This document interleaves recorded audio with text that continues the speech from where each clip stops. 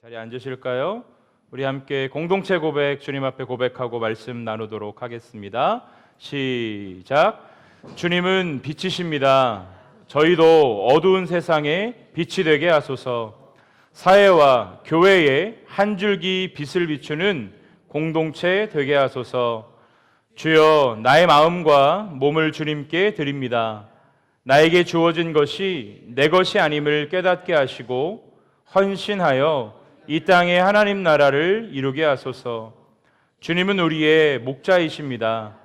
양이 목자를 떠나 살 수 없듯이 우리도 주님을 떠나 살 수 없습니다.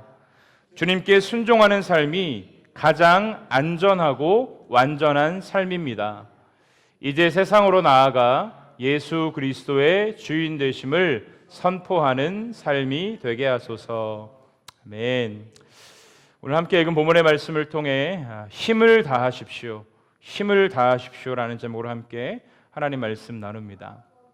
사람에게 5가지 감각이 있다라고 이야기합니다. 오감이라고 이야기를 하죠.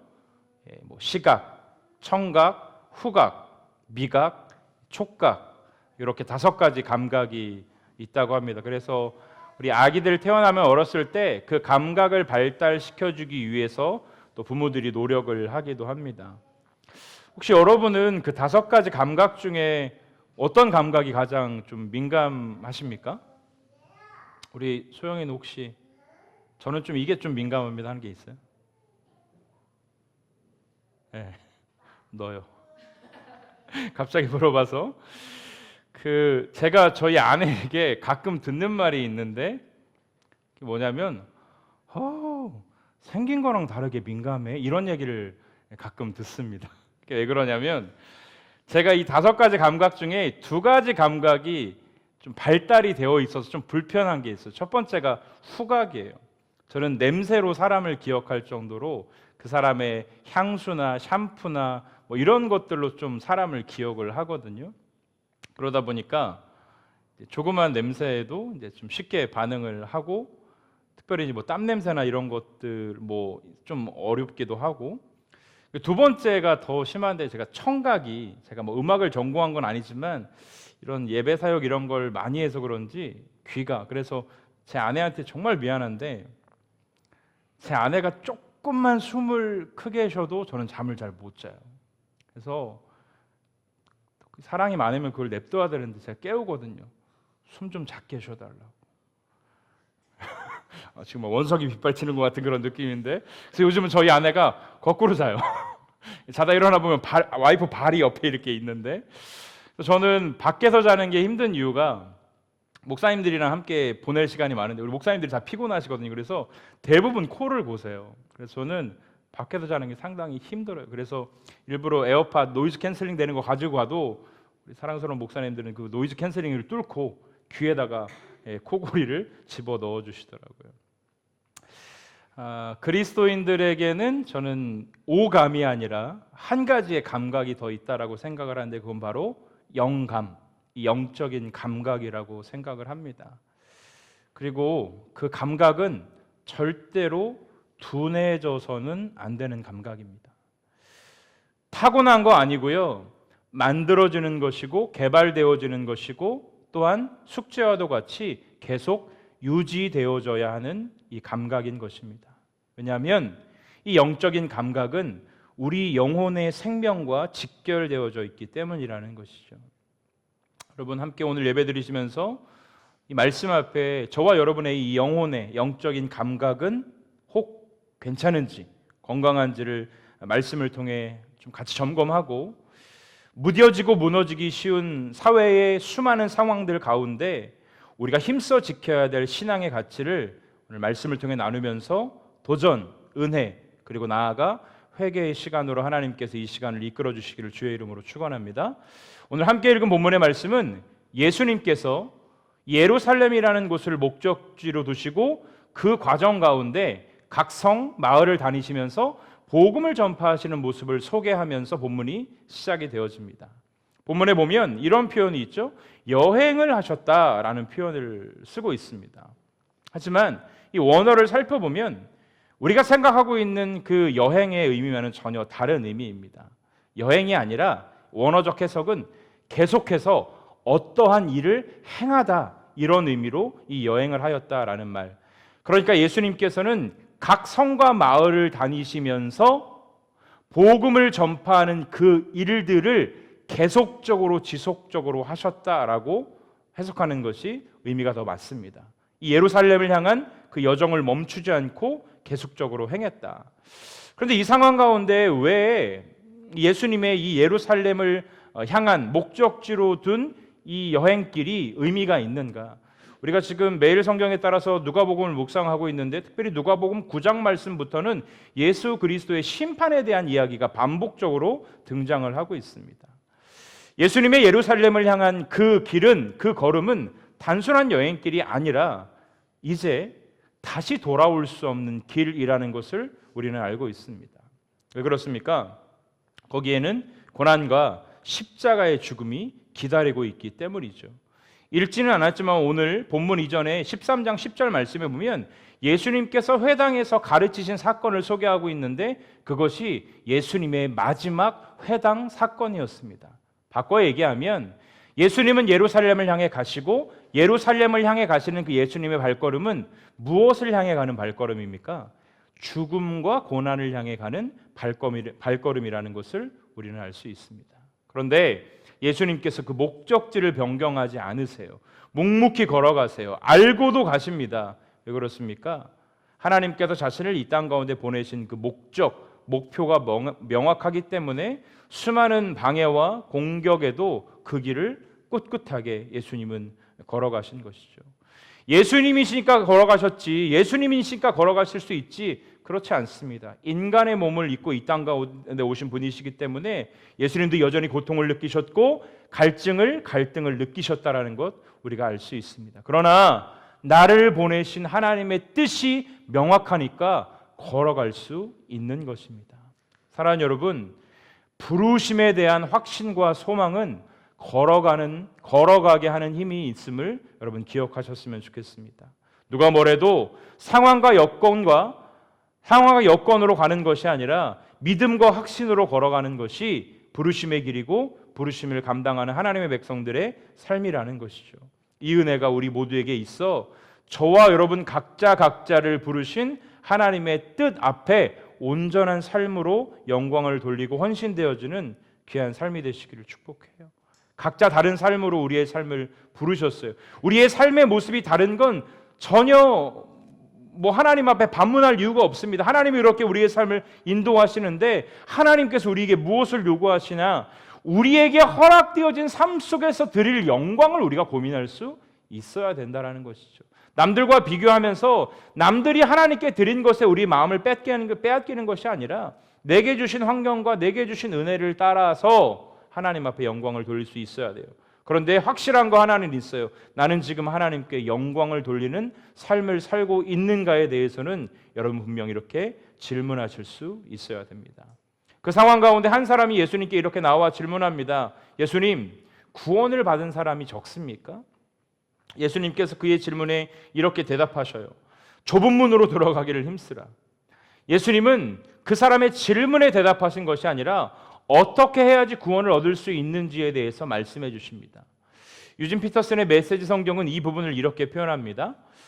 한번 띄워주시고, 어떤 구경꾼이 말했다. 주님, 구원받을 사람이 적습니까? 예수께서 말씀하셨다. 많고 적고는 너희가 상관할 바가 아니다. 너희는 하나님과 함께하는 삶에 전념하라. 생명, 곧 하나님께 이르는 길은 정신을 바짝 차려야만 갈 수 있는 힘든 길이다. 오늘 이 말씀을 통해 구원을 얻기 위해 예수님께서 요구하신 것이 무엇인지를 살펴보고 저와 여러분의 삶 가운데 그 예수님의 요구에 합당한 삶의 모습이 있는지를 좀 돌아볼 수 있어야 됩니다. 여전히 마지막 때를 향해 걸어가고 있는 이 시대의 상황 가운데 하나님의 말씀 앞에 우리의 삶이 조명되어져야 하기 때문입니다. 오늘 저는 이 본문의 말씀을 4가지로 좀 정리를 해봤는데요. 예수님께서 무엇을 요구하시는지, 그 첫 번째는 좁은 문으로 들어가기를 힘쓰라 라는 이야기입니다. 여러분, 좁은 문으로 들어간다라는 게 무슨 말일까요? 좁은 문으로 들어간다라는 건 거기에는 절제도 필요하고 인내도 필요할 것이고, 때로는 단절된 생활, 때로는 구별된, 때로는 고되고 수고, 이런 여러 가지 우리의 일상 가운데 별로 매력적이지 않은 단어들로 가득 찬 것이 어찌 보면 좁은 문으로 들어가는 삶일 것입니다.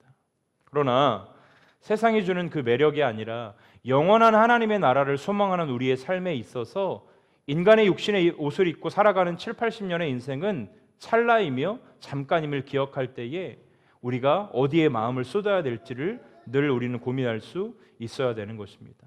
내 의견, 내 뜻 포기해야지만 들어갈 수 있는 것이 좁은 문이라는 거예요. 그래서 누군가는 이 성막의 지성소로 들어가는 것, 이것을 좁은 문이다라고 표현을 하기도 하는데요. 제가 여러분에게 좀 이해를 돕자라면 사진을 한 장 좀 보여주시겠어요? 여러분 공원이나 산책로 같은 데 가면 나를 절망시키는 이 관문이 가끔 있습니다. 많이 보셨죠?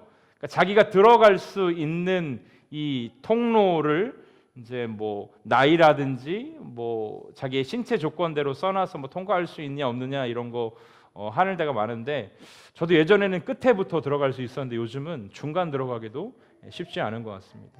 자, 내가 지금 여러분들이 보시기에 가장 왼쪽에 가장 좁은 통로를 지나가야만 한다라면 여러분은 지금부터 무엇을 하시겠습니까? 뼈를 깎는 고통, 그 고통을 감내하고 감수하고서라도 몸을 그렇게 만들어 가겠죠? 좁은 문으로 들어간다라는 것은 다른 의미보다도 내 몸을 저 사이에 맞추듯이 하나님의 말씀 앞에 내 삶을 맞추어가는 그 과정이 좁은 문을 향한 우리의 삶이어야 한다라는 것이죠. 여러분 잘 아실 거예요. 시대의 그 탈옥수 신청원 씨를 기억하실 겁니다. 어떻게 그 좁은 교도소 그 창문을 빠져나왔다고 이야기를 합니까? 아시겠지만 몇 주 동안, 몇 달 동안 교도소에서 주는 그 음식을 먹지 아니하고 몸을 줄여가지고 그 좁은 창을 통과해서 탈옥했다라는 사실을 우리는 잘 알고 있습니다. 마찬가지입니다. 우리는 하나님이 정해놓으신 방법과 하나님께서 정해놓으신 그 틀 안에 우리의 삶을 맞추는 것, 그것만이 좁은 문을 통과할 수 있고 좁은 길을 걸어갈 수 있는 유일한 방법이라는 것입니다.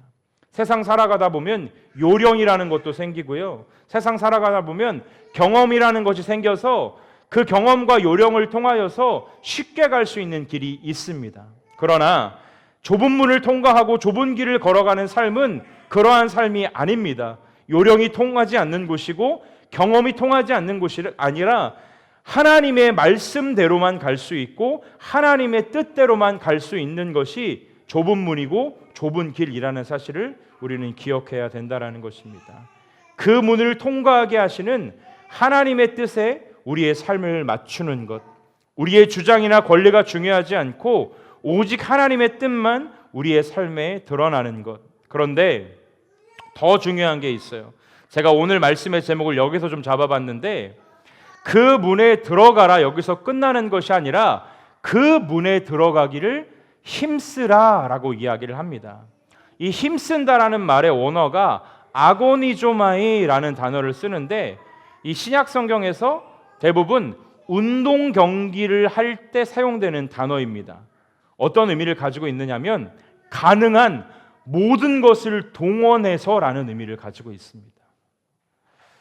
예수님께서 구원을 얻기 위한 이 땅을 살아가는 하나님의 자녀들에게 주시는 말씀의 첫 번째가 좁은 문으로 들어가기를 힘쓰라. 그런데 그 좁은 문으로 들어가기 위해서는 어떻게 해야 된다고요?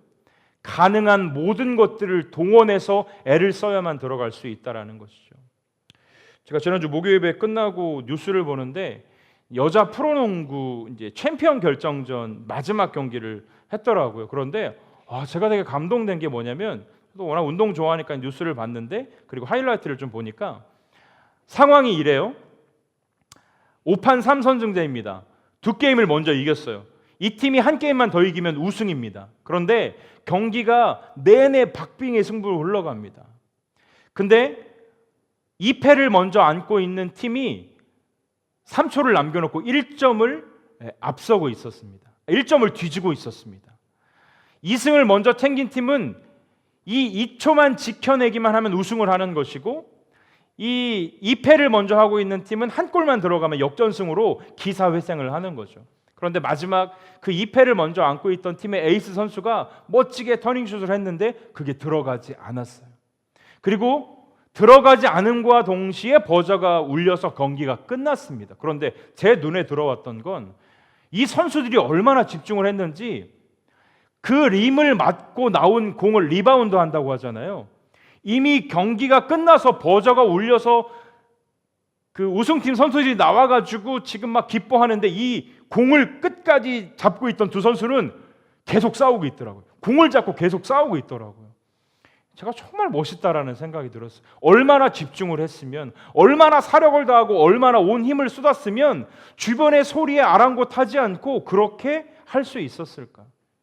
저는 좁은 문으로 들어가기를 힘쓰는 삶의 모습이 그러한 모습이어야 한다고 생각합니다. 쉽게 포기하고 요령을 가지고 들어가는 것이 아니라 법대로 경기한 자가 상을 받듯이 법대로 하나님의 뜻대로 그 길을 걸어가는 자가 그 길을 걸어갈 수 있다라는 거죠. 지난주에도 말씀드렸잖아요. 그래서 예수님 말씀하셨거든요.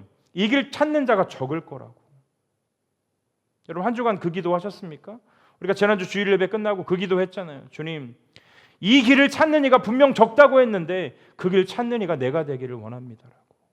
다시 한번 이 말씀 부여잡고 힘써 이 세상을 살아가는 우리의 삶과 우리의 현실의 문제에만 힘쓰는 인생이 아니라 먼저 되어져야 될 하나님 나라를 소유하고 얻기 위해 이 애씀과 이 수고를 마다하지 않는 하나님이 기뻐하시는 신앙생활이 저 여러분의 삶이 될 수 있기를 주님의 이름으로 축복합니다. 핑계 찾지 말고 되게 하는 방법을 찾으시고, 제가 마지막 부목사로 있었던 세종센터교회 이지원 목사님을 통해 배웠던 것 가장 큰 게 두 가지인데, 하나는 사람을 섬기는 것, 내 것을 나누는 것. 두 번째가 뭐냐면, 사실 이제 부교역자들은 되게 싫어할 수도 있는데 안 되는 걸 되게 하는 능력이 있으신 분이거든요. 그러면서 늘 나눴던 게 뭐냐면 핑계 찾지 말고 방법 찾아라. 핑계 찾지 말고 방법 찾아라. 성도들에게도 사실은 때로는 되게 호되리만큼 그 말씀하셨거든요. 근데 그게 뭐 어떤 성경적인 가치 이런 게 아니라 제가 사역을 하고 신앙생활을 하다 보니까 정말 맞는 이야기예요. 핑계를 찾기 시작하면 안 할 이유, 안 나올 핑계 너무나 많지만 방법을 찾다 보면 나올 수밖에 없는, 나와야 하는, 모여야 하는, 힘써야 하는, 어찌 보면 이 말씀이 오늘 우리에게 불편할 수도 있을지 모르겠어요. 그러나 하나님 나라는 불편함 가운데 완성됩니다.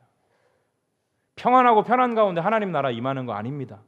불편함 가운데 임하는 하나님의 나라가 우리 가운데 충만하게 경험되어질 수 있기를 주의 이름으로 축복합니다. 두 번째, 하나님 나라에 들어갈 수 있는 기회는 한정되어 있다는 것을 오늘 말씀을 통해서 이야기하세요.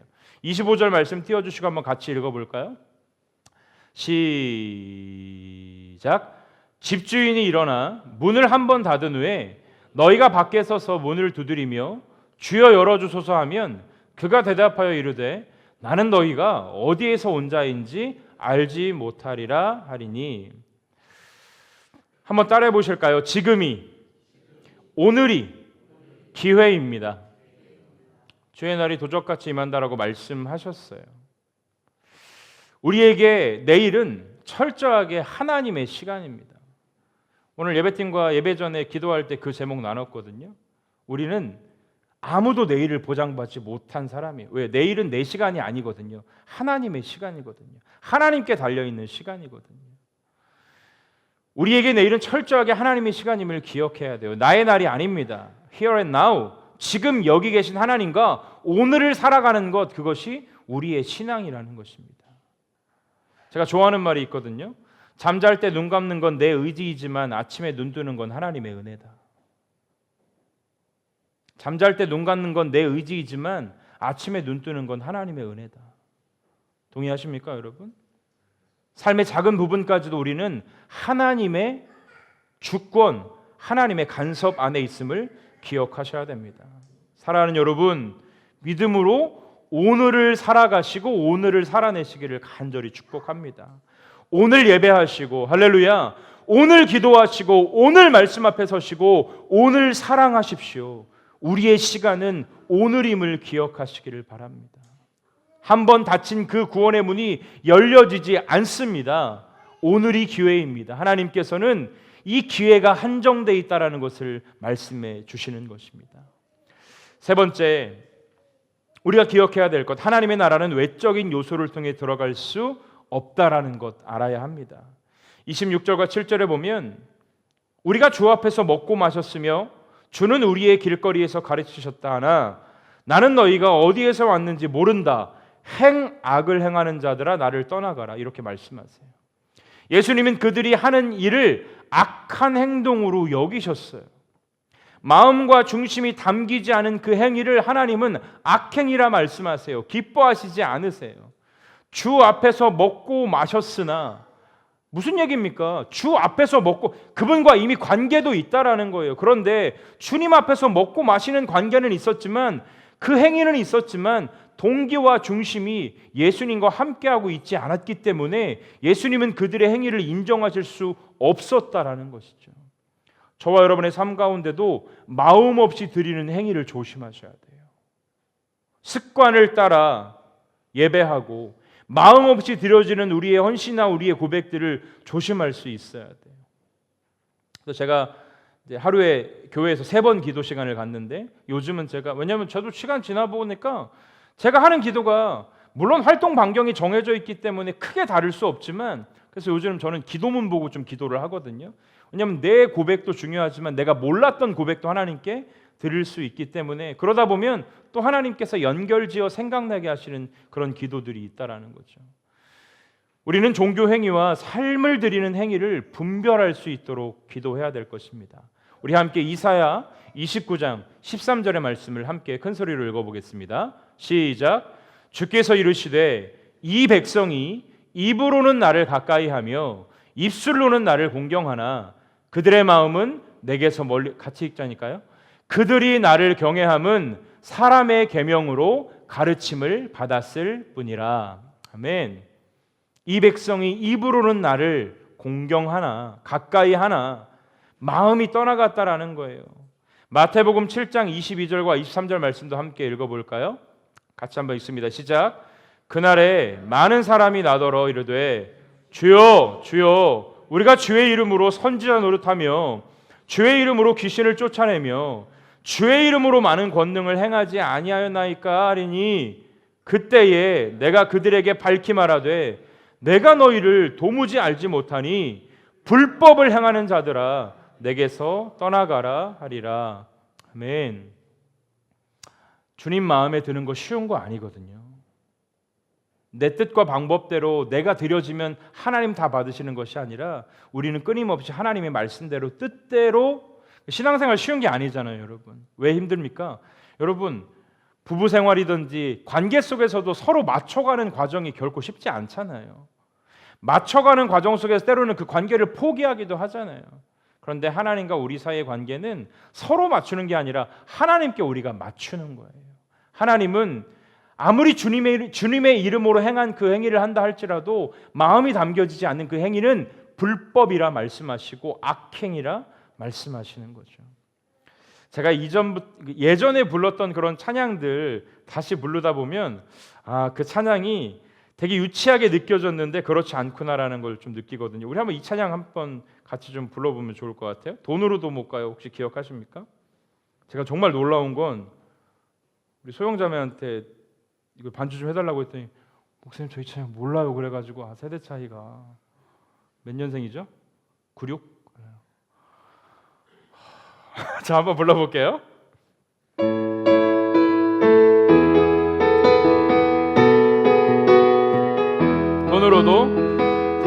돈으로도 못 가요. 하나님 나라 힘으로도 못 가요. 하나님 나라 거듭나면 가는 나라 하나님 나라 믿음으로 가는 나라 하나님. 3절 어여뻐도 못 가요. 하나님 나라 맘착해도 못 가요. 하나님 나라 거듭나면 거듭나면 가는 나라 하나님 나라 믿음으로 가는 나라 하나님 나라. 저 옛날에 이 찬양할 때 3절이 그렇게 은혜가 됐어요. 어여뻐도 못 가요. 잘됐다 씨. 이쁜 것들 잘생긴 것들. 하나님 나라는 누가 갑니까? 믿음으로 거듭난 하나님의 백성이 가는 거예요. 수많은 행위, 수많은 하나님 앞에 영광된 모습들, 그것으로 가는 것이 아니라 마음. 제가 작년에 우리 유은이한테 받은 생일 편지를 제가 제 서재에 꽂고 가끔 보거든요. 그 전까지는 너무 피상적인, 늘 똑같은, 아빠 은총이랑 싸워서 죄송합니다. 앞으로는 싸우지 않겠습니다. 큐티를 빼먹지 않겠습니다. 근데 작년 생일 편지는 우리 유은이가 많이 컸구나, 몸도 크고 신앙도 성장했구나라고 느껴질 만큼 마음이 담긴 그러니까 제가 그거를 일부러 걸어놓고 계속해서 보게 되더라고요.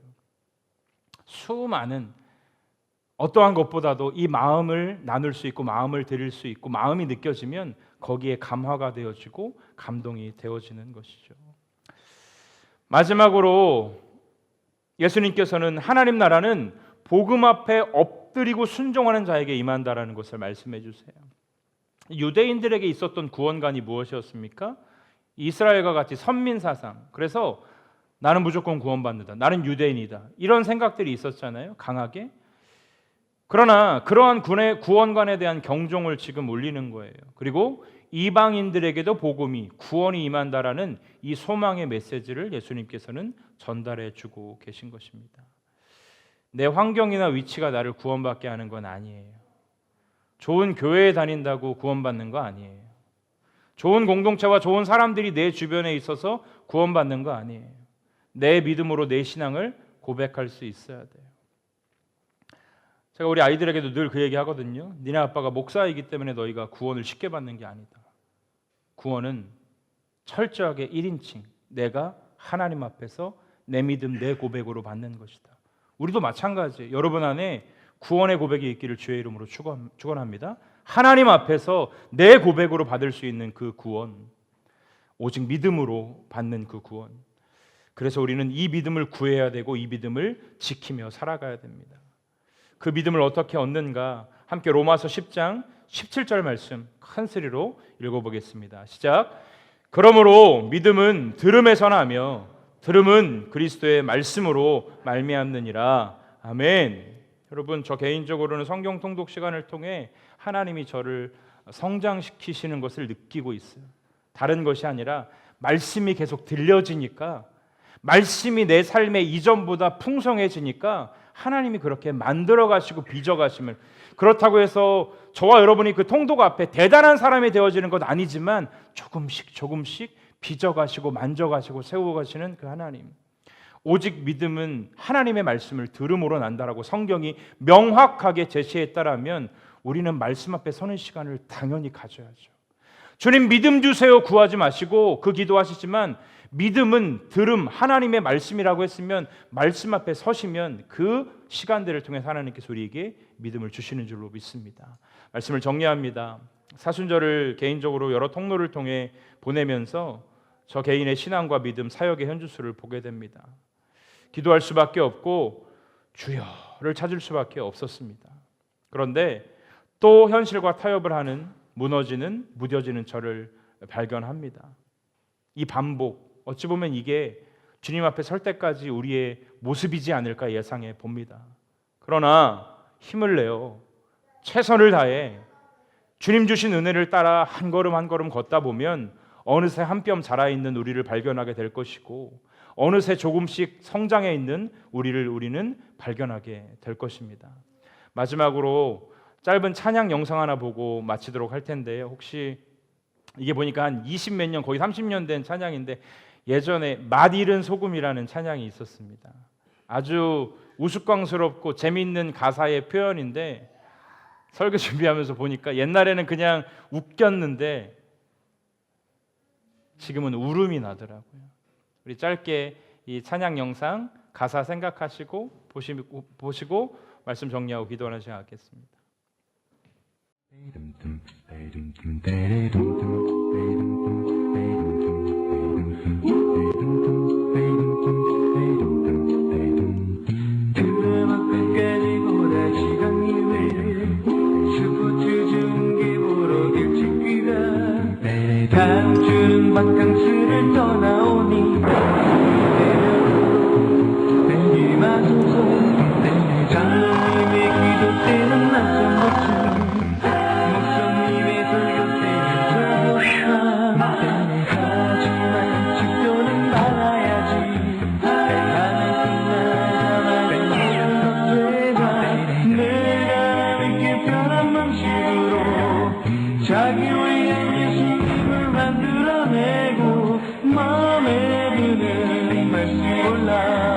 자기에게 욕조로 해석하지 내가 이렇게 변한 방식으로 나를 위한 예수님을 만들어내니 십자가에 못 박히신 예수님은 없네.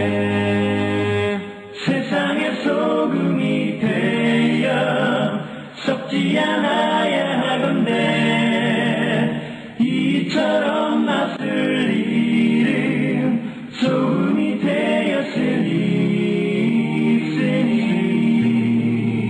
성가 내가 노래하는 실력가 안 가져오는 금 찾아 뒤적뒤적 밥 먹을 땐 누가 볼까 눈만 뻔뻔 술 마시고 담배 필 땐 무신는 자 목사님이 몰라준다 투덜투덜 보기 싫은 사람에서 구해받고 그래도 성주는 꼬박꼬박 왜냐 등산하면 그 대가로 못 받을 테니 내가 늦게 변한 방식으로 자기를 위한 예수님을 만들어내고 마음에 드는 말씀 골라 자기에게 이럭저럭 해석하지 내가 믿기 편한 방식으로 나를 위한 예수님을 만들어내니 십자가에 못 박히신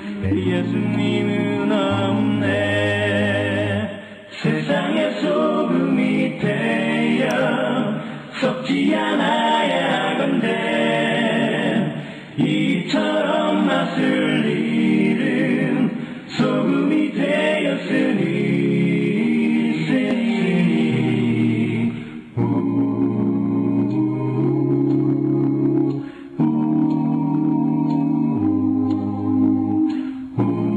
네, 여기까지만 볼까요? 네, 충분히 의미 있는 이해를 하셨으니까요. 말씀을 맺습니다. 사랑하는 여러분, 저는 그런 생각을 한 주간 이 말씀을 통해서 좀 해보게 되었습니다. 저 스스로 회개가 많았고요. 왜 그러냐면 목회가 다른 게 두려운 게 아니라 물론 제가 어떻게 여러분의 신앙을 책임질 수 있겠습니까? 그저 연약함과 부족함으로 도울 수 있는 만큼 돕는 정도라고 생각을 하지만 중요한 거 하나는 있더라고요. 목회자들이 좋아하면서도 싫어하는 얘기가 하나 있는데 교회는 목회자만큼 성장한다라는 이야기. 내가 열심이 없고 내가 몸부림이 없는데 성도들이 열심을 가지고 몸부림을 가진다? 한 주간 저를 좀 무섭게 또 무겁게 했던 부분이었습니다. 우리의 삶과 신앙이 예수 그리스도의 은혜로 말미암아 그분의 인도하심 가운데 세워지고 사라진다라는 것 우리는 너무나 잘 알고 있습니다. 그러나 그 은혜 앞에 우리가 서 있는지를 돌아보면서 정말 이 세상의 것만큼 신앙에 힘을 쏟고 있는지 오늘 말씀의 제목처럼 힘을 다하고 있는지 우리는 돌아볼 수 있어야 합니다. 끊임없이 하나님 앞에 하나님 안에 믿음을 가지고 걸어가는 그 길만 좁은 길을 통과할 수 있는 거룩하고 복된 길임을 기억하시면서 세상에 들려지는 수많은 소리들, 오늘 마지막 찬양에도 그런 이야기 있잖아요. 내가 믿기 편한 방식대로 자기를 위한 예수님을 만들어내고 있는 것이 나는 아닌지를 돌아보시면서 다시 한번 여러분 안에 잃어버렸던 것들을 회복하시고 여러분의 신앙을 위해 힘을 다하시는 우리 모두가 되기를 간절히 소망합니다.